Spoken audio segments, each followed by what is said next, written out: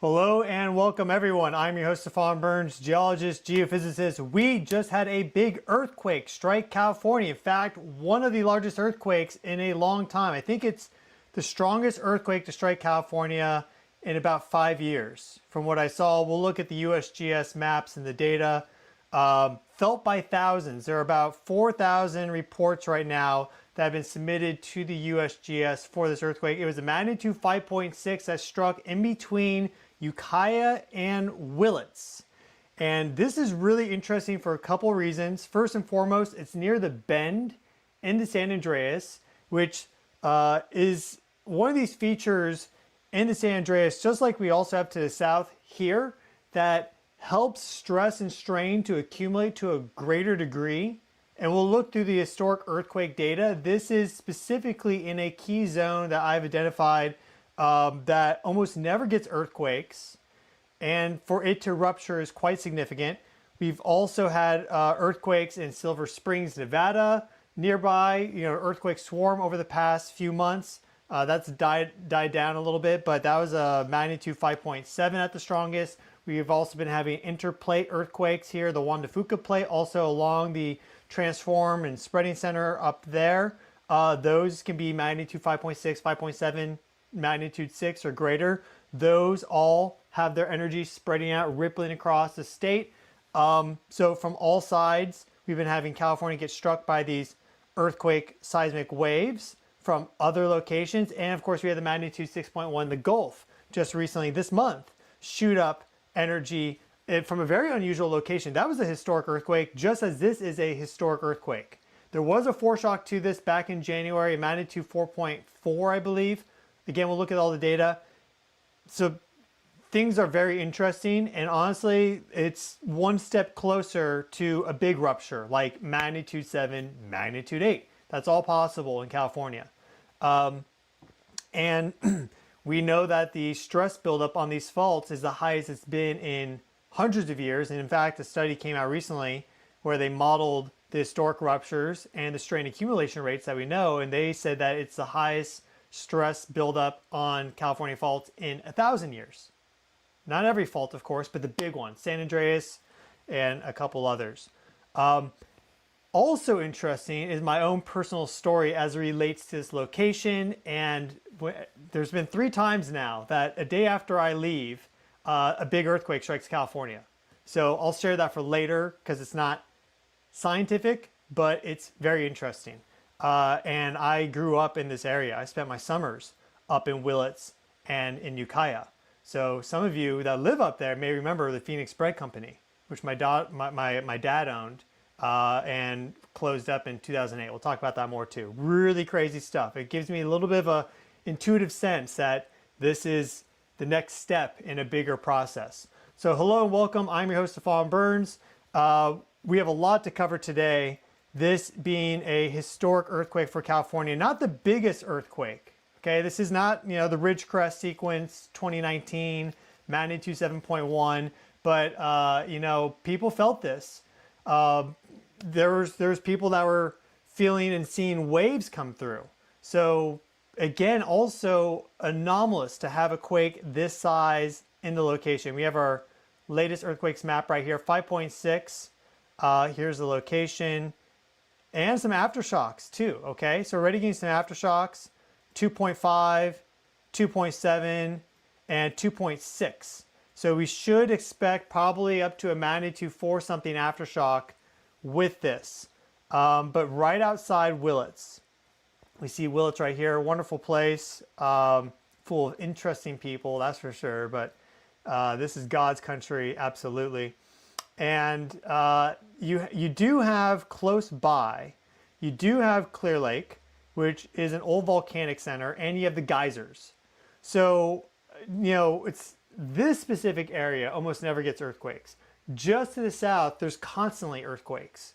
And they, at the maximum, get to like magnitude, like mid-magnitude 4. I think maybe there's been some low magnitude 5s with the geysers, but I think it's generally like 4.4, 4.6 for the biggest. So you do have that. And then to the north, you do have the triple junction, okay? So where the San Andreas meets and you get the Cascadia subduction zone and you get the remnants of the Farallon plate, which we all now call the Juan de Fuca plate here, you get big earthquakes here. And on December 5th, 2024, you may remember we had a magnitude 7 that struck that triple point. So it's not like the recent earthquake activity that we've been having is ultra anomalous, but it's accelerating in ways. Whereas before you get like a one-off quake and then a few years later another one-off that was weird. There's been this acceleration of quakes. For example, Silver Springs, Nevada, the 5.7 and all the aftershocks that we got there, that's following up right after a similar magnitude 5.7 in 2024. That didn't have as much of a swarm. But before that, there's this long stretch where you don't have any earthquakes. The earthquake that occurred in the Gulf, that is historic. Now, I'm sure they've happened before, but with our records, that's the strongest earthquake that's ever occurred in this zone right here. Never seen that before. And there's been some other scattered incidents. I'm talking in the Gulf, not inland. There's been some quakes inland that were stronger, but in the Gulf itself, which people typically don't consider to be a seismic area, it's a seismic area. And if we just quickly look at this right here, see how the waves propagate across the entire United States? Now, something that we've known for a while, because if you track this daily, you figure it out pretty quickly. But now the research is coming out and showing that this is true, is that, you know, these earthquakes, the seismic waves that propagate out from them can trigger other faults to eventually rupture. And of course, they're loading strain onto these other faults. So the closer the epicenter is, those surface waves passing over load up these faults. So this being an anomalous location, hitting New Madrid quite strongly with these seismic waves, hitting the Rio Grande Rift quite strongly, and all the crazy volcanism in New Mexico and Arizona, Yellowstone, everything, and of course, sweeping through California.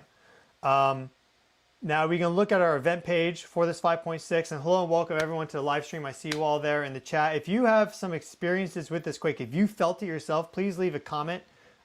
Do my best to get those on screen, especially if they are attached to a super thanks. You know, if you don't want to spend too much, just put like $2 or something, because I get a separate list that populates, or else your comment is probably going to get lost in the chat. Just the reality of it.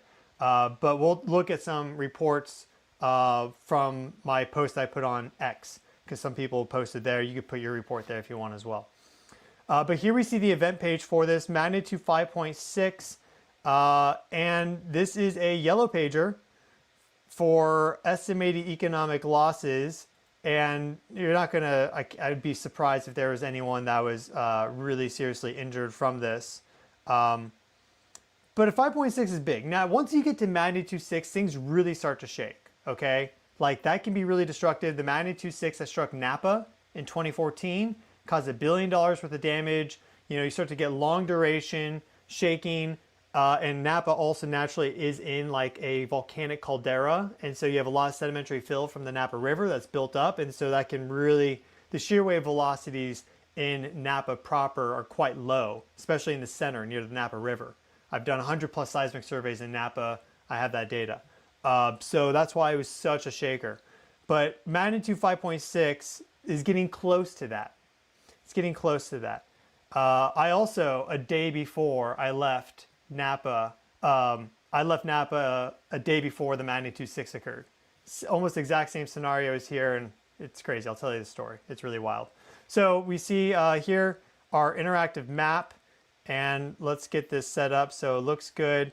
We see that strong shaking felt here in what they are calling Redwood Valley, but moderate shaking felt all the way to Willits, and then going down, you see Ukiah here to the south, and look at how the shaking lines, basically the intensity lines, follow this valley here and the river. So Ukiah also felt shaking in between the two locations, though closer to Willits and off to the east just a little bit. We can go here and look at our Did You Feel It map. This also tells that story. More responses have come in now since it was first, since the earthquake first ruptured. So that was good. It looks like this strong shaking actually being pretty broad here. And this is felt all the way up to Eureka, Redding, Chico. I know there's another YouTuber, his handle is Earthmaster. He's probably already made a video on this. He's pretty quick. I wonder if he felt that. I don't know. Sacramento, I mean, felt down to Vallejo, felt into the Bay Area basically. So really, really anomalous earthquake for this location. And we can look at our responses here. Responses versus time. We're getting up now to close to 5,000 responses, 4,422 responses for this earthquake. So felt by thousands across California. Of course, how many people feel the earthquake and they don't go to the USGS page and type in their details? It's probably like 90% of people feel it and never report it, if not even more. So this is felt by tens of thousands of people across the area, if not even hundreds of thousands of people. Reports are still just now coming in on this. So big earthquake. Now here's a box that I drew around this area, and we're going to start the discussion. Well, actually, before we do that, let's characterize this earthquake. Let's go back and look at our focal mechanism, okay? What type of earthquake was this? That's an important question. We see here two different fault plane solutions. So effectively, to keep it simple, when these earthquakes occur, the seismic waves go out. You have different seismographs that record that energy and the waveforms. And then using 3 stations, you can calculate the two different fault plane solutions. You're unable to get the exact solution unless you know the local geology, but you're able to get 2 solutions. And so here we see that this has positive values for the rake, which is the third number there, 50 or 165. And for this is the right one. So for a positive value, that means it's a positive movement up. Now, if it's 0 or 180, that's a perfect strike slip. A perfect strike slip will be 0 or 180 for the rake, okay? So the fact that this is 50 means it's actually a pretty strong reverse thrust up, or 165 means it's pretty close to strike slip with a bit of a oblique thrust to it. It's like an oblique thrust. We see the different dip solutions here, and those are 41 and 80. So for this one right there, if it is the correct fault plane solution, it's a strong move up along a nearly vertical fault, or it's mostly strike slip with a little bit of upward movement along a 41-degree dipping fault, about 45 degrees. So interesting earthquake. If we go here now we can look at some of the other activity for this box that I drew. Okay, this is our box. Because this is this is a historic earthquake. If you haven't studied this area in particular, you wouldn't know that. But if you study it closely, you'll know it's a historic earthquake. So we see 5.6 right there. That's our latest, of course. Look here. Here's our 4.4. Actually just nearby to the north, similar depth. This is 8.1 kilometers. This 4.4 that occurred on the 13th of January was at 8.5 kilometers. And that earthquake was historic. That's a very rare earthquake. You see we had a 4.2 there, 2020, 4.3, 2019, 4.1, 2006. So we've had some activity, and then we see it's 4.8, 1977. But 4.3, these ones are lesser, you see, 4.1, 4.3. I have this set for all earthquakes, magnitude 4 and greater. This 5.6 for sure being the strongest of this entire area, and we did have that foreshock there, this one right there, on the 13th of January. So they'll classify that as part of a sequence. Though there is like, what, 5 months in between, so quite significant. We do see a 5.9 up here that occurred in 1931. Right, this isn't 2 years ago. This is 1931, nearly 100 years ago, closer to the San Andreas and also closer to that triple point. Okay, but this specific area, this is all earthquakes going back to year 1900. 1900. If we sort this by highest magnitude, we see that 5.9 right there that I just talked about, and we see our 5.6. So for that box that I drew, this is the second strongest earthquake, and that goes all the way down to Clear Lake, as you can see, right? Goes close up to Red Bluff in terms of latitude. But for this specific area, this is the strongest earthquake ever on record. Ever on record. So let's look at that on Google Earth here. So here's our 5.6, and we have some interesting things to show. Let me show you the location of these other earthquakes recently. Here's our aftershock, our our foreshock, our 4.4 right there. I marked that out. You'll see why this is important. Here we see kind of almost a triangulation that's occurring. The Silver Springs earthquake, 14th of April, the 5.7 there, 3rd of June, both hitting this area with their seismic waves, basically back to back. We'll talk about this as well. Hidden seismicity patterns before large earthquakes uncovered. Now this isn't necessarily like a large magnitude 7 or something, but they looked at different earthquakes and they noticed that there are certain rhythms that occur with earthquakes often before big ones, not always, but often. So if you pay attention and you're looking at this on a daily, like a day-to-day time scale like I do and a few others, you notice this. But they went through the data, crunched it, and came to the same conclusion. But if you go back here, this happening in such quick succession is unusual. And we know that the San Andreas is at the highest stress that's been at in a long time. I mean, last big earthquake for San Diego, like big one, 1800, okay? Last big earthquake for SoCal, quite a ways back, okay? I'm talking like magnitude 7 or greater. I mean, the real big ones were 1800, 1812, 1857, and 1906 for San Francisco. So yeah, you have other earthquakes in there for the San Andreas specifically or close to San Andreas. I mean, Ridgecrest was off to the side. We'll look at it. But in terms of like magnitude 7 or greater in those locations, a lot of the earthquakes have been off to the east in the East California shear zone. We've had some activity, of course, like Basin and Range. But this is another one of these destabilizing influences because just like these earthquakes send their seismic waves like this to this location, and of course these other locations, this now, 5.6, has sent its energy as well down the San Andreas. It's closer to the San Andreas. It'll preferentially shoot its energy down that fault plane because that's what it is. It's going to be, the most of the energy from this will dissipate out along the Basin and Range. Like some of it will still get this way.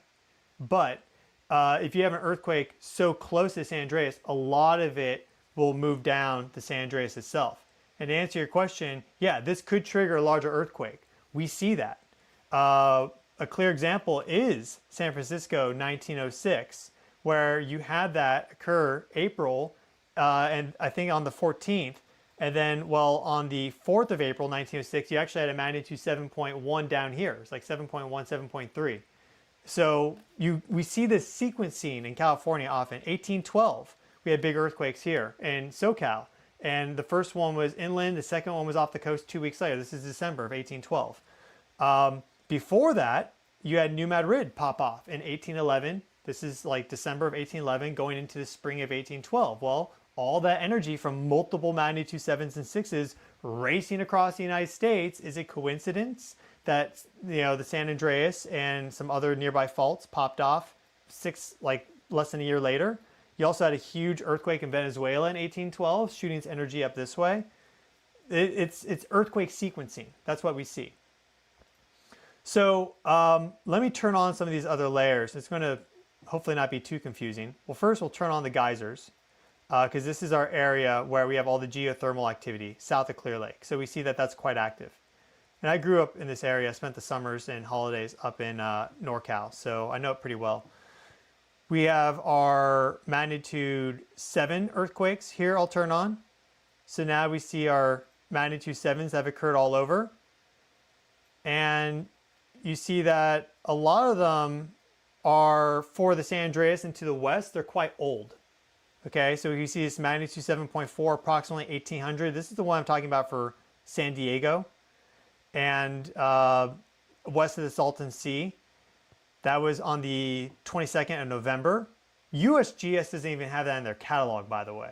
There's a lot, if you just go by the USGS catalog, they have a lot of deficiencies and a lot of their earthquake magnitudes are less than the official research, maybe not official research, right? Just the research, and the geologists are really looking at this discreetly. They're saying, okay, our best estimate is magnitude 7.3 and the USGS catalog will have it at 6.9 or something. So you have to look at a variety of research papers and the official catalogs to get a real sense of what's happened, okay?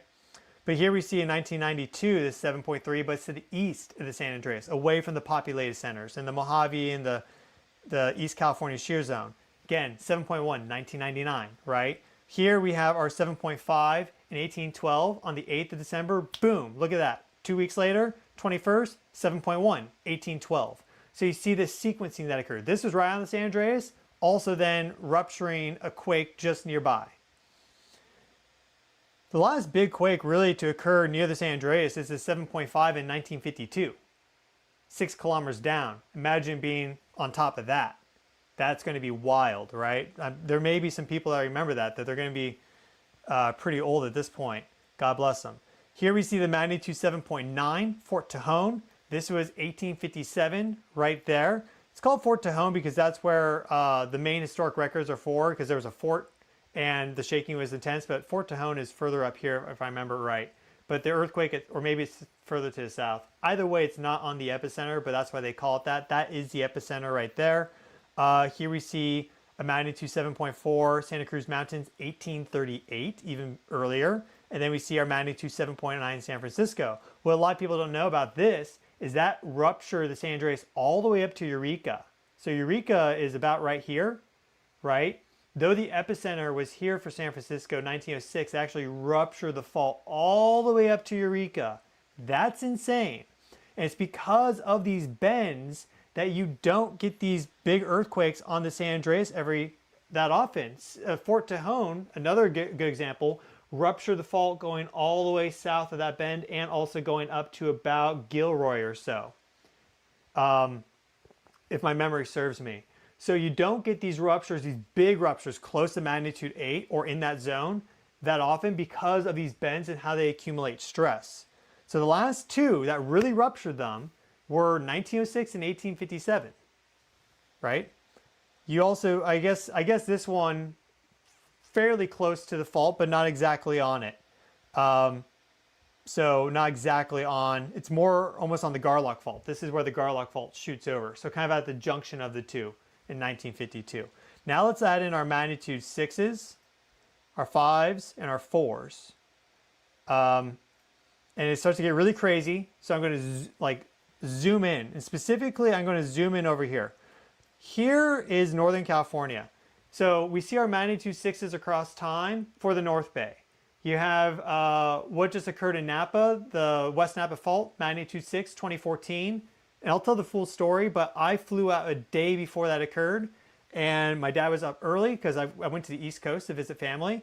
He was up early at some crazy hour.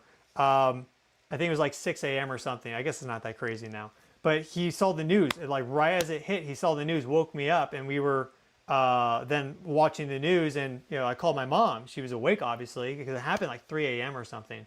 She's like, "Why did you leave?" But I flew out a day before that occurred. We see this 6.4 there, 1898. You see some others in the 1892. See another sequence right there. So you get these sequences all the time in California. So you have to pay attention when something historic or notable happens, like today, magnitude 5.6, Willits. Here we see some magnitude 5s. And the reason why I've put these 5s down is that you really don't get them again as you go up through the rest of this block. There are two big blocks in California on either side of this, on either side of the bend in the San Andreas, where you really don't get magnitude 5s. You can look through the record if you want. Now, once you start to get to the other side of the coastal range, you can start to get those magnitude 5s and whatever. But specifically right in these blocks, you don't get any. So I put the northernmost magnitude 5s here, and then you'll see this line of earthquakes. That includes magnitude 4s and now some 5s. We see this 6.7 that occurred, 1898. And you almost see this zipper sequence that goes across. We see 1887 right there, 4.9 first, but then you kind of go stepwise across. Now we've had this new magnitude 5.6 to rupture, this red one right there with that foreshock again, right there in 2026. We see the 4.8 that occurred in 1977. So these are the big ones. We're talking 4. I only really listed the 4.4 because it was the latest to occur in that zone. Now we have our 5.6. So we see that there is this line of seismicity that perfectly separates these blocks that you can identify by their lack of seismicity going up to the triple point and then going down to San Francisco. So this is speaking to, and again, it was a strike slip for the most part, reverse and then strike slip. So this is speaking to how now new parts of the San Andreas are unlocked. Because if you look at plate tectonics, okay, we have plate tectonics, you have here's the Earth, you have North America, we have this plate. This is one contiguous unit, the crust sitting on top of the mantle. You know, the mantle is more viscous and fluid. The crust is basically pretty solidified and has a structural stability to it. Well, within this larger plate, you have smaller blocks that all are, in general, held together pretty well, but sometimes they can move independently. The larger a block movement, the bigger the earthquake, okay? So we see here two very clear blocks right at this bend in the San Andreas. The last time that ruptured, again, all the way through 1906.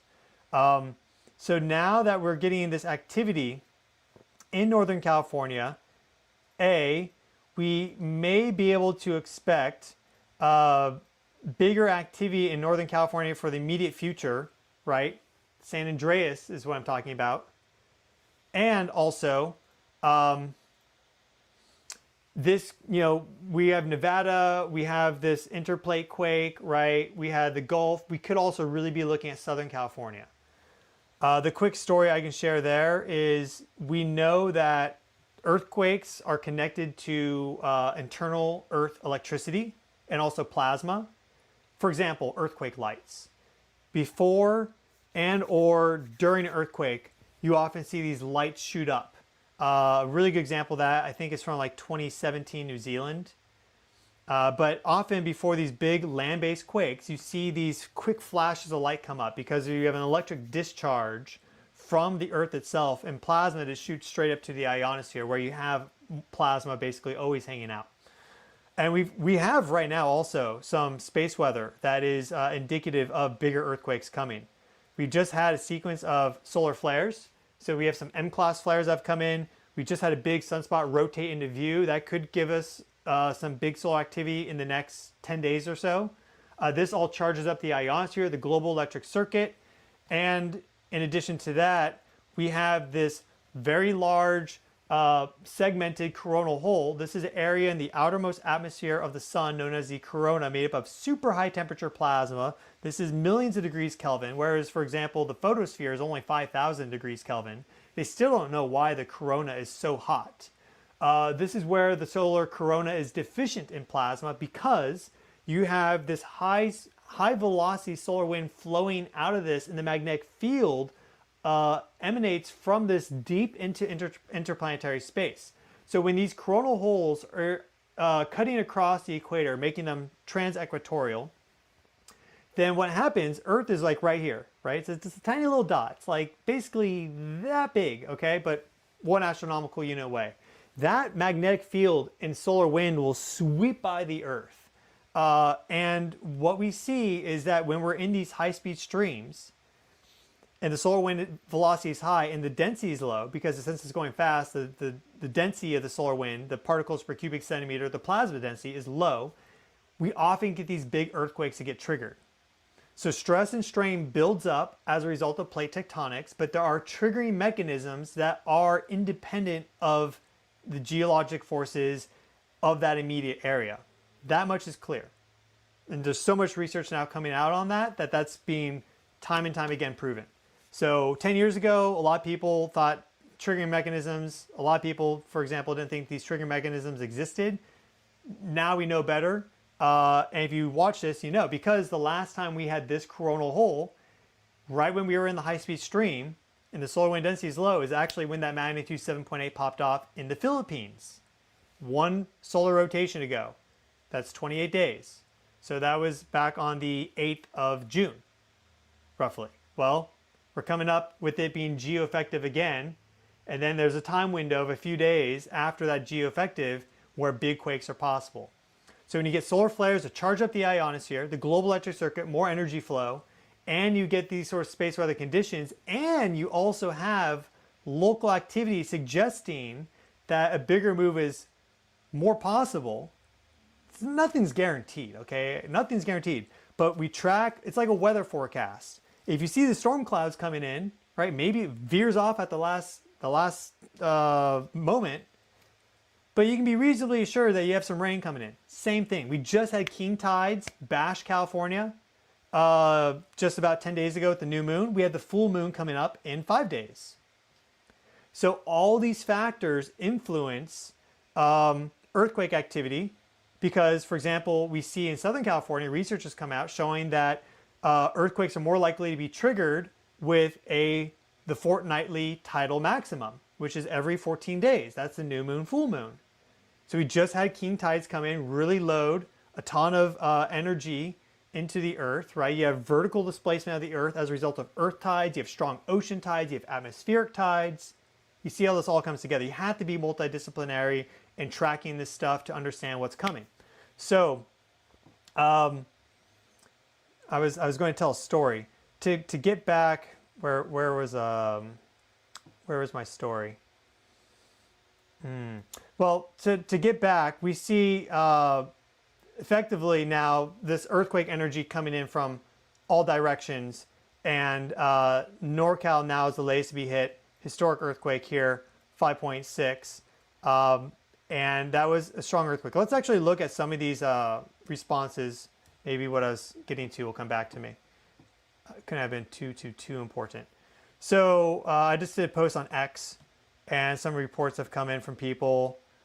Repo man got the alert, felt nothing, but my pool got some waves. Okay, it looks like he's off to the east quite a bit. Here's a photo. Hardest shaking I've ever felt. He's in Ukiah.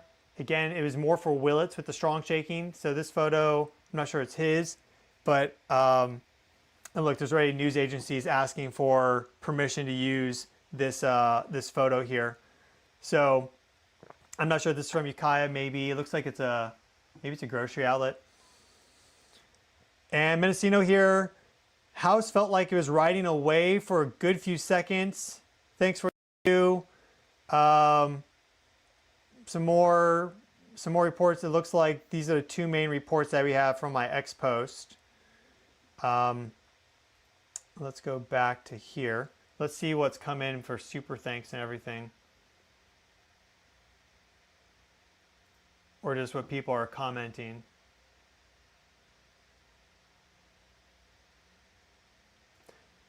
Black is saying that if it was really strong, shelves would have fallen. Again, it's a 5.6. This isn't a magnitude 7 or something, but the location makes it historic, and it's also a sign that you have more energy just kind of coming in from these alternative directions.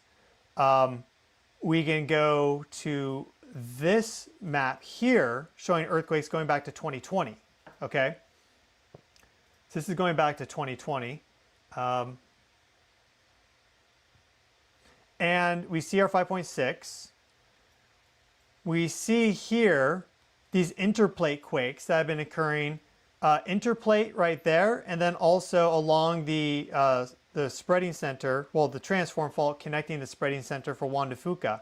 So we see specifically, we had this magnitude 6 off the coast on the 16th of January, and we can look at that propagation of seismic energy with this graphic right here. Here we see how that energy comes off from the west going east. So look at how that loads all of these faults in California, and then it starts to hit these other fault systems, the Wistach Fault, New Mexico, Rio Grande Rift, New Madrid eventually. So when you're having it hitting from all directions, this is significant. And the other thing to mention with this is that we've been having this acceleration of that. I touched on this before.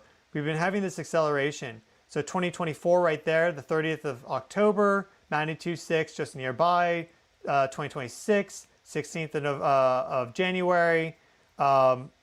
We don't have them often popping off this frequently. So there has been this recent acceleration of activity from some of these locations. A good example here is Silver Springs.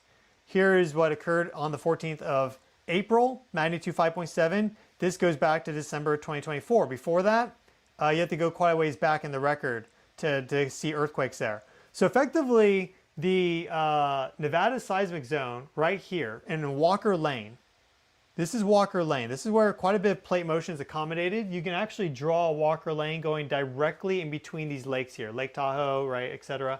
So it's a very easy way to draw a Walker Lane is right in between. That's now loosened up. Effectively, it's saying, hey, if you need to do a rupture, California, we've loosened up. We can accommodate that plate motion now for you, right? It's loosened up here with the Juan de Fuca, triple junction, magnitude 7 in 2024. We see here the ridge crest sequence just north of the Garlock Fault, not on the Garlock, but just north of it. There are things that have happened in recent times that are indicating that basically a big move anywhere in this location is possible. See, we haven't had anything. This is going back to 2020. Nothing along the main San Andreas. Everything else has been to the east or to the north or to the south. Here we see the 6.2, 2022. And of course, you see tons of earthquakes in Baja, and then going down to Mexico, an even bigger seismic zone at the end of the day, Mexico is. Even Idaho, 6.5 in 2020, right? But the main San Andreas, nada. Cascadia is also super overdue, by the way, too. And these two can rupture simultaneously. So keep that in mind. You could get a simultaneous rupture. One thing that these earthquakes do, what's been found, is that they can desynchronize slow fault rupture along the big faults. So the closer an earthquake is to the main fault zone, the more it can desynchronize the different independent blocks. Because I mentioned all these independent blocks that move, but sometimes they all synchronize together and you get earthquake tremor as a result. It's like this low frequency tremor. This sort of earthquake, the 5.7, right, shooting up north and all across the Cascadia subduction zone, it's not an earthquake of the Cascadia subduction zone, right? It's not a subduction quake, but it's just nearby. 5.7 being big desynchronizes that movement of all the different blocks moving simultaneously, which helps to relieve some of that stress. So now when they're desynchronized, that stress builds up. And you can get, in fact, this entire sequence to synchronize. There's historic data, historic ruptures, showing that Cascadia and San Andreas have all moved simultaneously, that you can get these big simultaneous moves. We know that everything's linked. So again, a good example of that is 1812, because you had these earthquakes here in SoCal pop off after New Madrid to the east, sent all this energy off to the west. In Venezuela with a big quake, I think it's called the Caracas quake. It's not on the USGS database, another one of these. You have to type in 1812 Venezuela earthquake and it'll pop up. That one's sending energy up from the south.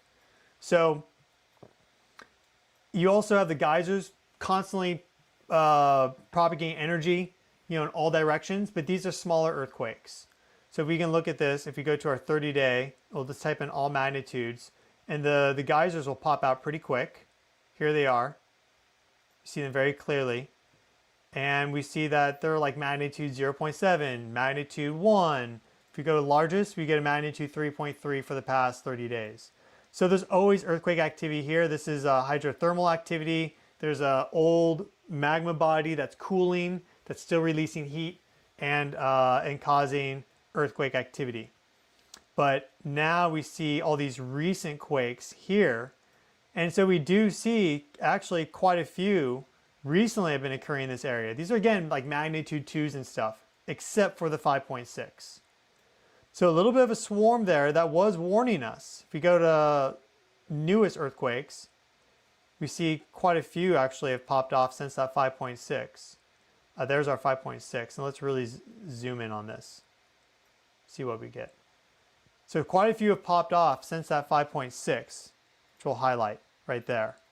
But also some from beforehand. So these are showing mostly because these are set to newest. So this is showing mostly earthquakes from afterwards because our 5.6 is near the bottom. So these are all earthquakes that have occurred more recently. So you see how this 5.6 being strong enough to set off all these smaller earthquakes on surrounding faults nearby. Perfect example of what I'm talking about in real time. That can though also happen not just an immediate 30 minutes afterwards or 2 hours afterwards, but 2 weeks, 2 months. It can be longer than that too, but it has an influence. These faults, they rupture when they're at a critical stress. So they're building up in stress. Once they're at that critical stress threshold, that's when they rupture. If an earthquake like this loads more stress on, clicking it from 97 to 99%, well, you're going to have that rupture sooner than you would have otherwise. And maybe it's a 1% accumulation per year, something like that. Well, now you just skip forward in line 2 years. So let me share this story that I have, my own personal story with this, because it's quite interesting if I do say so. 3 times now I have left California and there's been a notable earthquake that popped off that was relevant to me. First time was in 2000. There was a magnitude 5 that struck Napa. USGS has as a magnitude 4.9, but I left to go visit my dad up in Northern California like a day or two before that earthquake struck. So I didn't feel it because there's magnitude 5 in Napa. You're not going to feel that up in Hopland, which is where we were at the time.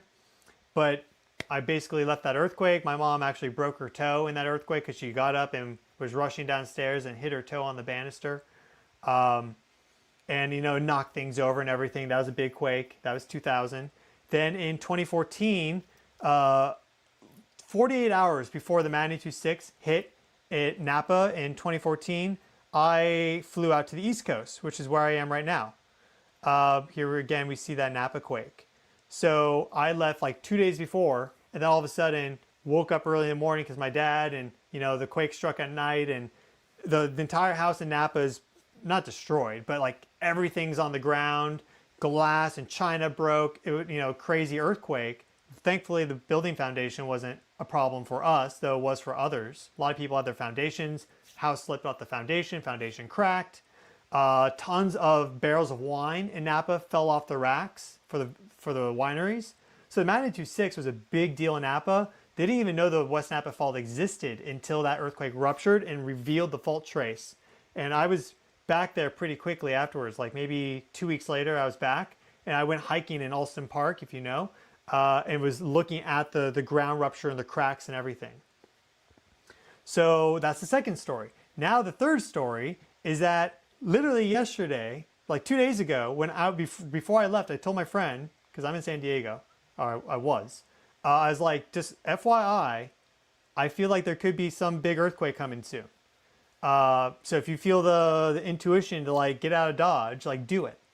But you know, just trust your intuition.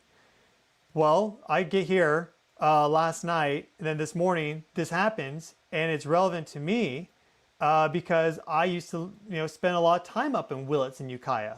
Like I would spend every summer up there. And for that first one, that first earthquake, the magnitude 5 that struck Napa in 2000, that's where I went to leave Napa and then didn't feel the earthquake. So it's crazy to me that it shows that there's a synchronicity and a resonance just with this whole event that's worth paying attention to. And then you see the location, you know the history, and it really starts to become impactful. So now I wasn't in this location. I didn't fly out of town for that location, but I was in California. I left. Now to add on to that, recently in San Diego, I've seen 2 little plasmoids. So I've just been out and about walking. I've seen this little ball of light, not that high up, but just like zip by like this, and then it's gone. And this is again connected to earthquake lights. So when you start to see these earthquake lights, before, they often happen during, but if you start to see weird things beforehand, then you know something's up. I can show you this.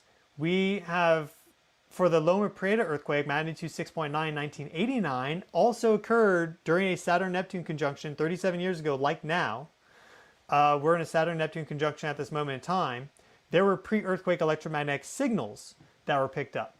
So let me get that pulled up for you. I have this graphic here. Here we see some of the pre-earthquake electromagnetic signals for Loma Prieta. And also some of the post-earthquake electromagnetic signals.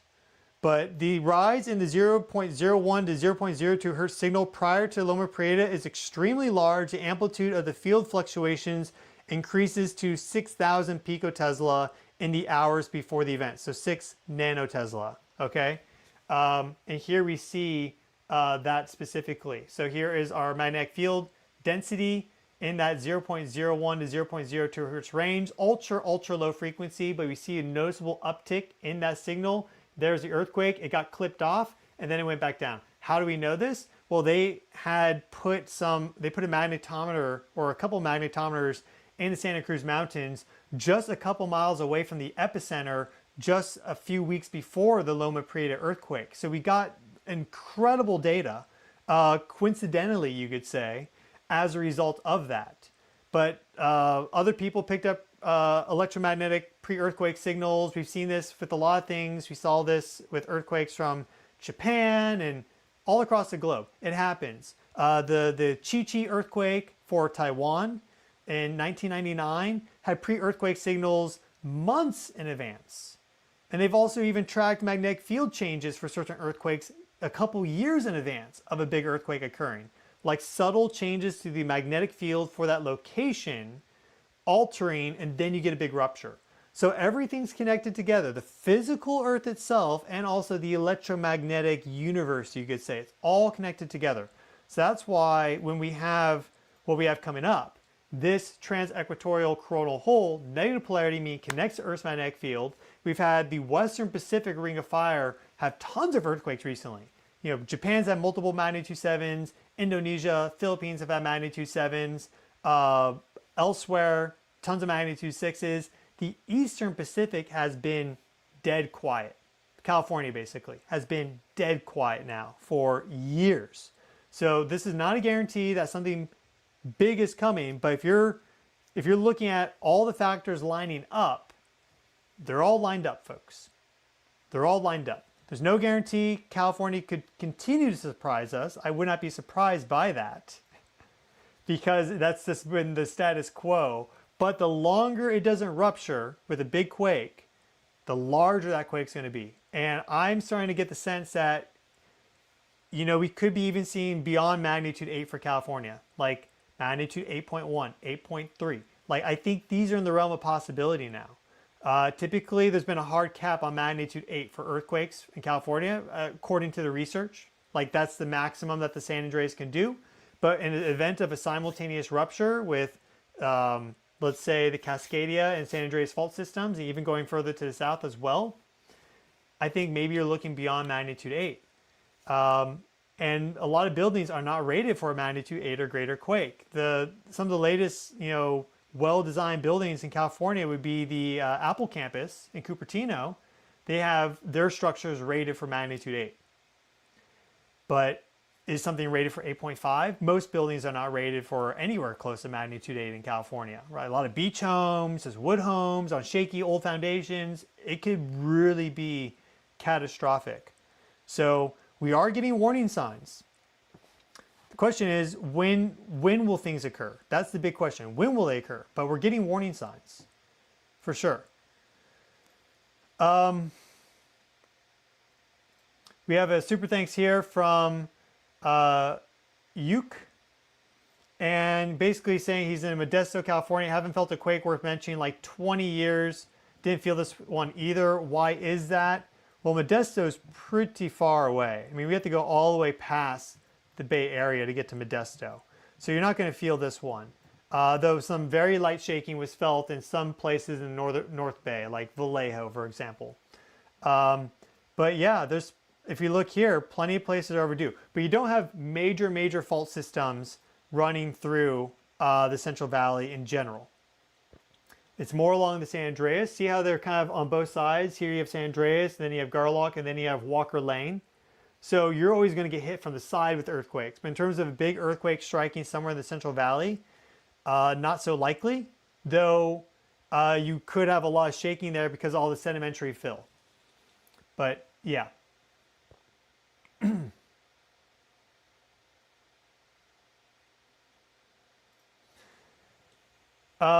Couple other, just going through the super thanks really quick. Hope everyone is okay. Yeah, if you felt this quake, please report. Leave a comment. I want to show some on screen. I'll look through them now. But please leave your report of how you felt the shaking, everything as a comment. We had some at the beginning of the chat, but I can't get to them now. We can't scroll up that high. It was right next to a Buddhist monastery. Is that weird? That's interesting. Let's look it up. Oh, wow. Interesting. Yeah, really, thanks for pointing that out. Right underneath this Buddhist monastery. A sign to wake up, folks, right? You know, we love Jesus, but it's not all about Jesus. Let's just say that. And Adam, thank you for your super thanks. If you want to look up what he talked about, you can do so. Yeah, Mount Shasta felt this earthquake as well, not too far away. People reported shaking in Shasta. We'll go back to that graphic. We'll actually look at the updated one now for this. So let's go back to our overview here and refresh.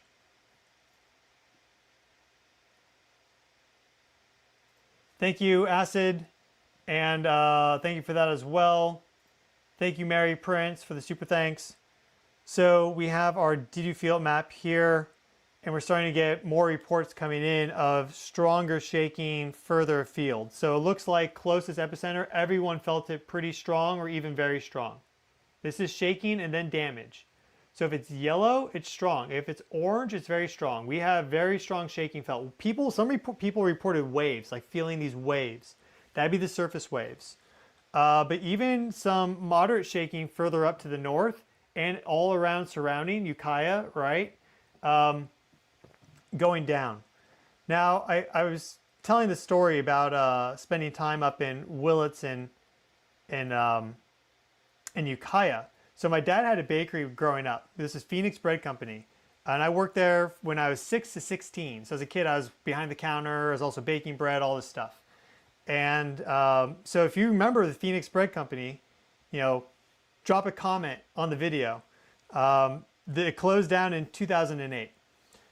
Well, the thing that my dad just completed, and a lot of you guys know I talk about my dad every now and then because we sell products on the web store, earthevolution.com /store, you know, herbal teas, coffees, and other things. He literally just finished writing his book. This is the preprint copy here. His book on the California missions. So America's first hospitality chain, Missionaries, the Moguls, Lee M. Burns is my father. So it's kind of crazy that I go back to visit him. He just finished his book on California missions, and all of a sudden this happens in both locations, Willits and also Hopland. Ukiah is just close to Hopland, or where the Phoenix Bread Company was located for more than a decade. And I find this interesting because the missions are the original record keepers of big earthquakes in California. They are the ones that recorded these big earthquakes. So you go to page 23, and my dad has a list of some of these earthquakes that the missions recorded, like 1812, 1840, and more.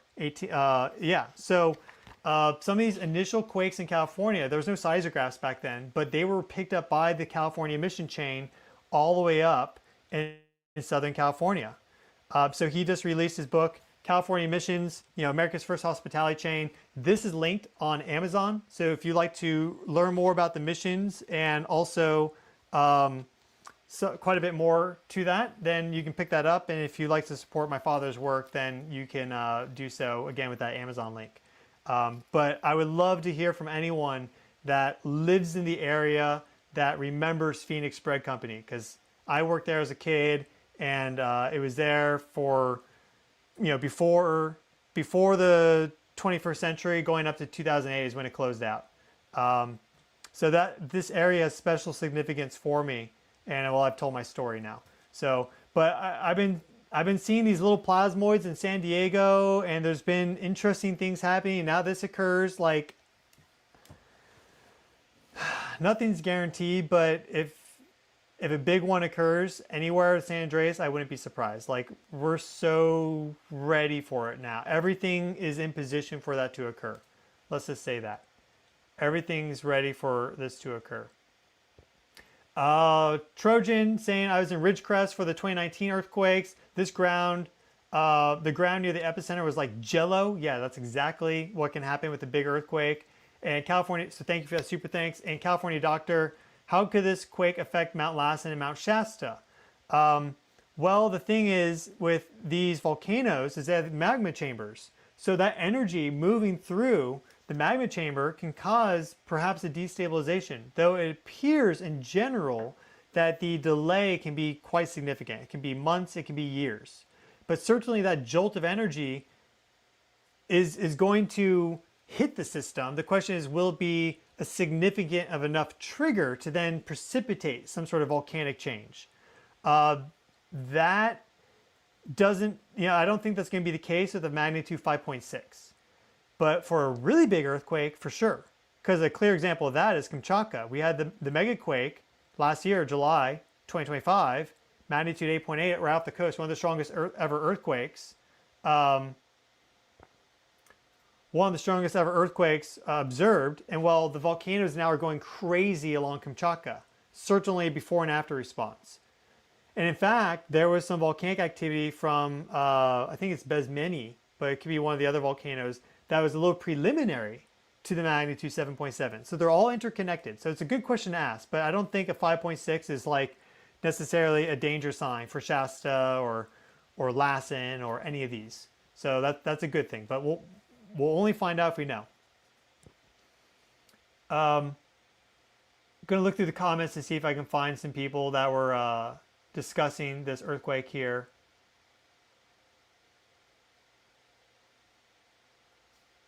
And what they felt.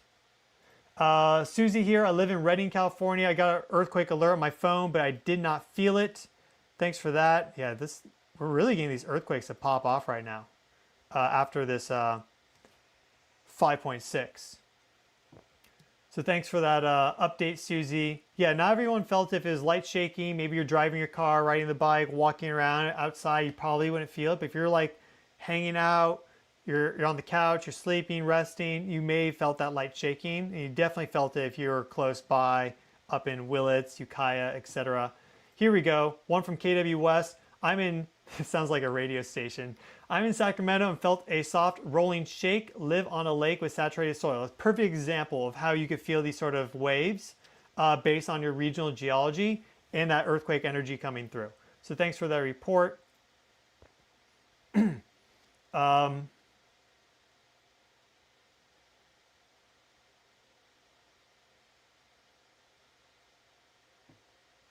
Chico, California here. I didn't feel it, but my neighbor did.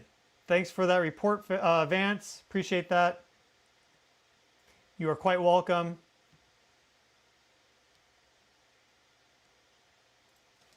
And yeah, again, just if you're interested in the book, there's a link to it. This literally just got released on Amazon, I think yesterday. So the timing's crazy. The whole thing's a synchronicity. We hope everyone's fine. Everyone should be fine in the area, though maybe there's some chimneys that fell down, things like this from a 5.6. But the link to this is in the video description if you're interested. Especially if you from the area, remember my dad, remember even me from behind the counter, Phoenix Bread Company back in the day. When the world was a little bit less chaotic.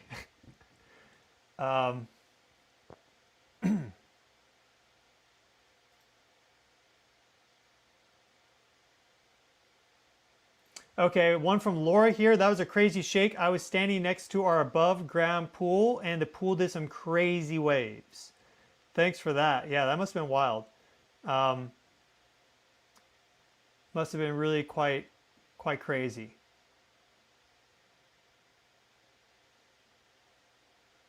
And yeah, from Piper saying San Andreas cannot go higher than magnitude 8, but Cascadia can. That's the traditional line of thought, is that San Andreas caps at magnitude 8, and the San Andreas caps at 8, and Cascadia can go up to 9. And I think in general that holds true, but I'm getting the sense that we could see maybe an 8.1, 8.3 from San Andreas. I think it's possible. But we'll only know until it happens, basically. But the longer it builds up, the larger the potential rupture. And you can get large ruptures to go all the way through. I'll do that, Barbara. A short recap on the earthquake for those that are coming in late. No problem. So we just had a magnitude 5.6 earthquake strike very close to Willits, and this is the largest earthquake to hit this area ever in the well, maybe not ever, but in our historic record, largest earthquake to strike this specific location. There was a magnitude 4.4 foreshock that occurred in January of this year. But this is a big earthquake, and it's connected into other earthquakes that have happened nearby. Silver Springs, interplate quake up here in Juan de Fuca, the 6.1 that occurred in the Gulf that was felt by thousands in Florida. All of these earthquakes spreading their seismic energy across the United States. And while California is very overdue for a big quake, so anything is possible. We've also had earthquake swarms in Brawley, as you may recall. So this isn't showing up here. This, I think, was just outside of 30 days ago. We get a little bit of residual, but we had a big earthquake swarm here in Brawley, multiple magnitude 4s. I'll have to expand this out beyond the past 30 days. So let's just put like April in here for this. But we'll do a search. It's going to be a little wild, but let's zone in here. We had this earthquake swarm in Brawley, as you may recall. These are just the 2.5s, by the way. But you see a whole bunch of them. If we go here, we see the largest 4.7. Okay. And then we've also had a little swarm on the Garlock Fault too. Or yeah, a little swarm right here on the Garlock Fault, and the 4.1 being the largest on that. So just off the Garlock Fault, which runs like this, runs like that. And it helps distribute plate motion from the San Andreas and from the west off to the east into like Walker Lane and into, you have some shear zones that even connect energy up into like Utah and the Wasatch Fault. So it's really complicated, interesting stuff. Here's Silver Springs. So on all sides, basically, the main area that hasn't ruptured in a long time is moving. So it's just a matter of time now. Now again, this 5.6 here, 8.1 kilometers down, and it was it was either a strike slip earthquake with a bit of reverse thrust upwards, or it was actually primarily a reverse thrust earthquake with a lesser strike slip component. That's what the two fault plane solutions are suggesting. If you go to our Did You Feel It responses, we see that we now have close to 5,000 responses now, 4,775 responses here. And I'm not sure if you can actually read people's responses by clicking this. It looks like they just report how they felt it. But big earthquake. Big, big, big earthquake. Just want to check the some of the super thanks. California Heart Sprinkles is saying that there were some reports of injuries in Mendocino County. Possible. I'd be a little surprised by that, but I don't necessarily doubt you. And I don't know what that means in terms of injuries. You know, hopefully very minor. But we are up here, you know, close to Fort Bragg. But this is where the shaking is going to be the strongest. So, but yeah, quite significant. And King Sal asking, what are your thoughts on New Madrid going first? I had a dream about it, and then the West Coast a few months later. That's what happened in 1811, 1812. So it's certainly possible. But who knows? Your dream maybe was just actually referencing the past, but maybe the future too. We don't know. So thank you for your super thanks, guys. I'm going to be signing off now. What do you see for Ventura County area? Same thing I'm seeing for most of San Andreas Fault. Overdue, overdue, overdue. That's really all I can say for that. Thank you for the super thanks. Thank you, Carrie, for the super thanks as well. And one here I didn't address. What do you see happening for Alaska range? I live in Alaska. Thank you, Jerry, for the super thanks. Well, you guys just had the big earthquake in the Yukon, the Hubbard Glacier quake. I don't really have something top of mind for Alaska. So I'll look into that more and I'll report on that. But Alaska gets big quakes, and you should always be prepared. So that's just kind of the closing message in general. This is another reminder for people to be prepared for big earthquake activity if you live in earthquake country. And California is only getting closer. This, again, this is a historic earthquake. We've never seen a 5.6 in this location in the historic record. So this is highly unusual. Hitting the San Andreas right there from the east, close by with tons of energy. It's not a magnitude 3, it's not a magnitude 4, 5.6, nearly a magnitude 6, hitting it directly from the east. So, oh, here we go. Karen saying, we used to stop at Phoenix Bakery when traveling south from Petrolia to Salinas. Awesome. That's so cool to hear from someone that remembers the Phoenix. So, yeah, we were in Hopland first and then also in Willits. Those are the two locations. And for someone asking about my face, I just hit my face at the gym a few days ago. So you're just seeing the residual now of the healing process. So thanks for, yeah, I'm fine. Don't worry about me. Don't worry, I'm not breaking out with something. So that is it for today. I'll keep you up to date on all this. I'll be back in California in about 2 weeks or so. I really don't know exactly when, but fairly soon. But make sure you have some water on hand. Make sure you have some food on hand. Make sure you have some sort of energy generation on hand. They sell these solar suitcases now where it can be like 400 watts and it folds up like a table. And you can just simply like unfold that, get like a simple 1 kilowatt hour battery inverter combo from like EcoFlow maybe, right? So you can connect that in so you can run a hot plate or you can boil water or whatever. Like run your phone in a Starlink. Like get some basic supplies. It doesn't cost that much. Have a few dozen gallons of water on hand. Ideally more, but just have an earthquake preparedness plan that if a big earthquake does come through, you know where you're going or what to do in the location that you're in, whether it's your house, your work, etc. In general, you want to try to get to an open space, but if you can't, you want to drop and stop, drop, and you don't have to roll. That's not a fire. If you stop, drop, and cover. So you want to make sure you get something strong that will support maybe something falling on you, over you. So just some basic things. Be prepared. Scouts motto, right? Be prepared. That's literally like the main motto of the Boy Scouts, which I was in, Eagle Scout here. So it never hurts to be prepared. That is my take-home message for you. I'll keep you up to date on all this. The main thing now to track going forward is this space weather that we have coming up. And this could provoke activity. This, I think, will get a big earthquake from this. The question is just where.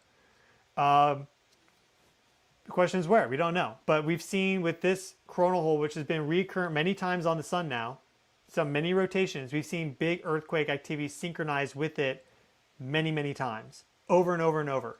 Every month. So that's what we have coming up in the next few days. Yeah. Wishing you all the best. Have a great one. And again, if you want to pick up my dad's new book, America's First Hospitality Chain, Missionaries and Moguls, Stefan Burns, this is available on Amazon. Link in the video description. Love you all. Have a great one. See you all very, very soon.